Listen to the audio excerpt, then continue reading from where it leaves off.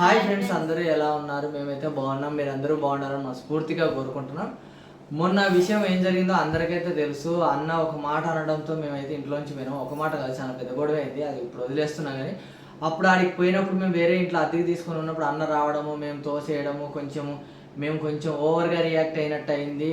కొంచెం ఎక్కువ అతి రియాక్ట్ అయినాం. అది కొంచెం అతిగానే, ఎందుకంటే చాలా మంది కూడా బ్యాడ్గా కామెంట్ పెట్టినారు. ఏమనంటే ఫస్ట్ నుంచి నీకు ఎన్నో చేసినాడు, ఎన్నో చూసినాడు, తను ఒక ఆట అని ఉండొచ్చు, ఒక ఏదైనా సంథింగ్ జరిగి ఉండొచ్చు, మీరు దాన్నే ఎక్కువ తీసుకొని ఇప్పుడు ఇంటికి వచ్చిన అతన్ని తోసేయడము, ఇంట్లోంచి బయటికి పోమనడము, ఇదంతా జరిగింది. సంథింగ్ మీ అందరికైతే తెలుసు. అది మళ్ళీ నేను రిపీట్ చేయాలని అనుకోవట్లేదు.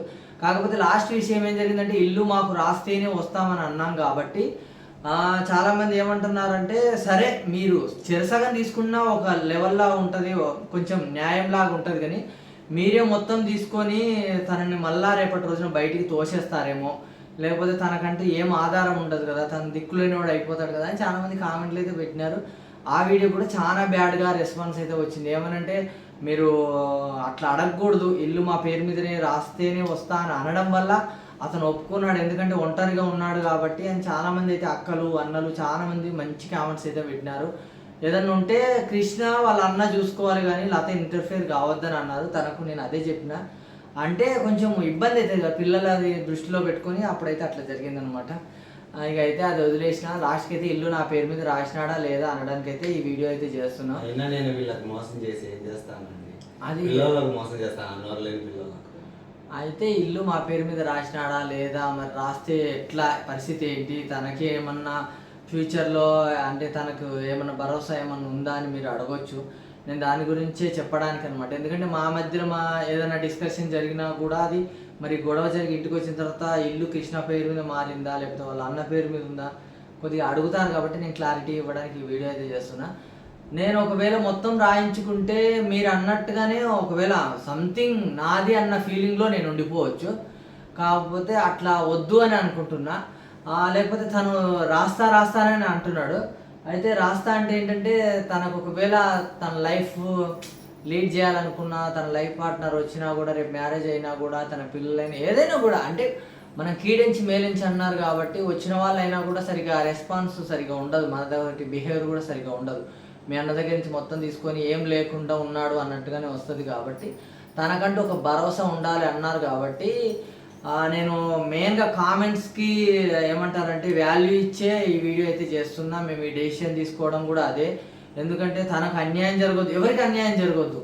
కష్టపడింది అందరు కష్టపడినప్పుడు అందరికి సమభాగంలోనే ఉండాలన్నట్టుగా మేమైతే అదే డిస్కషన్లో ఉన్నాము. ఓన్లీ నా పేరు మీదనే అని నేను అనుకోవట్లేదు. పిల్లల పేరు మీదనే రాస్తే వస్తాను అని ఆ రోజు మెన్షన్ చేసినాము. పిల్లల పేరు మీద రాస్తే వస్తే మా అన్నకే అన్యాయం జరిగినట్టు కదా. అది నాకు అంత ఐడియా రాలేదు, నాకు కాదు లతకు కూడా అంత ఐడియా తట్టలేదు. తను కూడా ఓకే రాస్తాను మీరు రండి అని అన్నాడు. కాకపోతే కామెంట్లలో అయితే ఫస్ట్ నుంచి మంచి కామెంట్లు పెట్టిన వాళ్ళందరూ అందులో బాగా కోప్పడ్డారనమాట. ఎందుకనంటే అది చాలా వరకు తప్పు, మీ అన్న దగ్గర నుంచి అట్లా తీసుకోవడం అని అన్నారు. కాబట్టి ఉంటే ఇద్దరి పేరు మీద ఉంచండి, లేకపోతే ఇప్పుడు మీ అన్న పేరు మీద ఉంది కాబట్టి అట్లే ఉంచండి. మీ అన్న అయితే అట్లా చేసేటోడు కాదు, ఏదైనా బై మిస్టేక్లో పెద్దోడు ఒక మాట అని ఉంటాడు అని అన్నారు. కాబట్టి మేము దాని గురించి రియలైజ్ అయినాము. ఎందుకంటే మమ్మల్ని వదిలి మా అన్న ఉండలేడు కాబట్టి. ఇప్పుడు ప్రజెంట్ అయితే ఇల్లు టాపిక్ అట్లనే పెట్టినాము. పిల్లల పేరు మీదకి మార్చలేదు, నా పేరు మీదకి మార్చలేదు, ఏ పేరు మీదకి మార్చలేదు. ప్రజెంట్ అయితే ఇల్లు టాపిక్ అట్లే పెట్టినాము. ఫర్దర్గా నెక్స్ట్ మళ్ళీ ఏమన్నా అంటే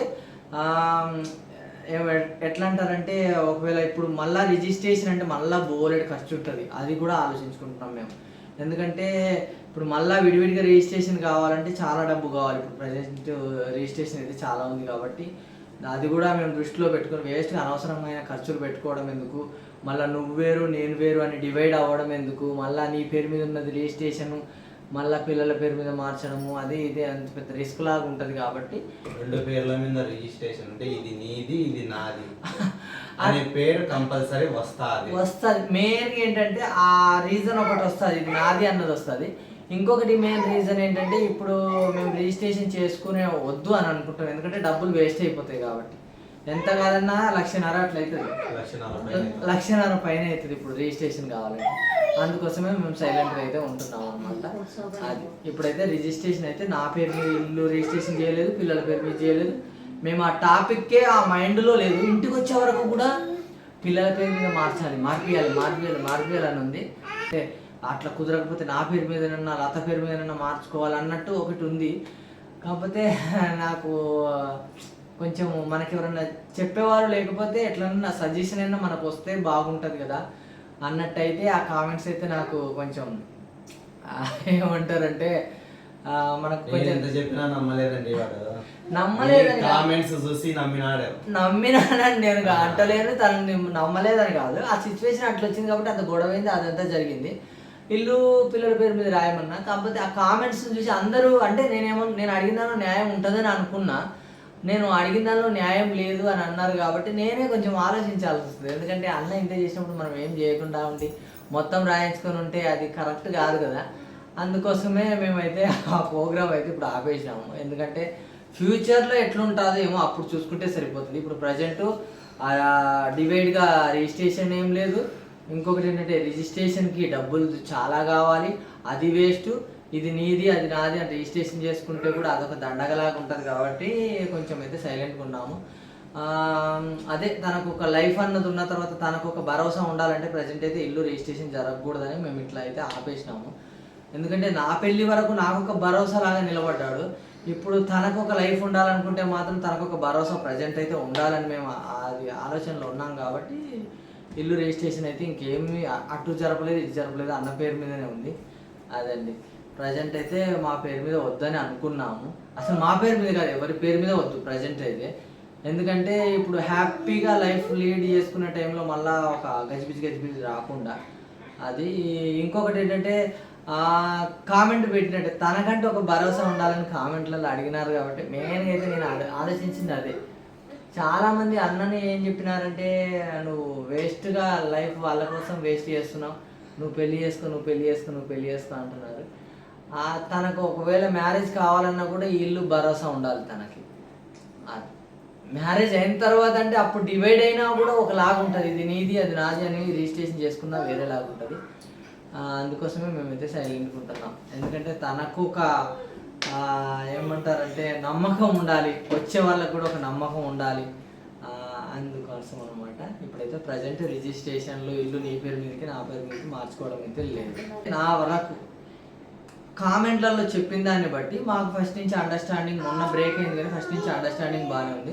నేనైతే ఇంట్లోంచి పోరనుకొని అన్నానండి, ఒక మాట కోపంతో అంటే సర్దుకోవచ్చు కదా. ఇంకొకటి ఏంటంటే నేను అనుకునేది ఏంటంటే అందరూ కామెంట్లలో పెట్టినది ఎవరికి వాళ్ళు డివైడ్ అంటే విడిపోండి అని ఎవరు కామెంట్లలో చెప్పలేదు. 2 ఇళ్ళు ఉన్నాయి కదా, కింద ఒకరు పైన ఒకరు ఉండండి, అది కరెక్ట్ చెప్పినారండి. రిజిస్ట్రేషన్ చేసుకోండి, చెరసంగం అన్నట్టుగా రిజిస్ట్రేషన్ చేసుకోండి అన్నారు, అది కరెక్ట్ అండి.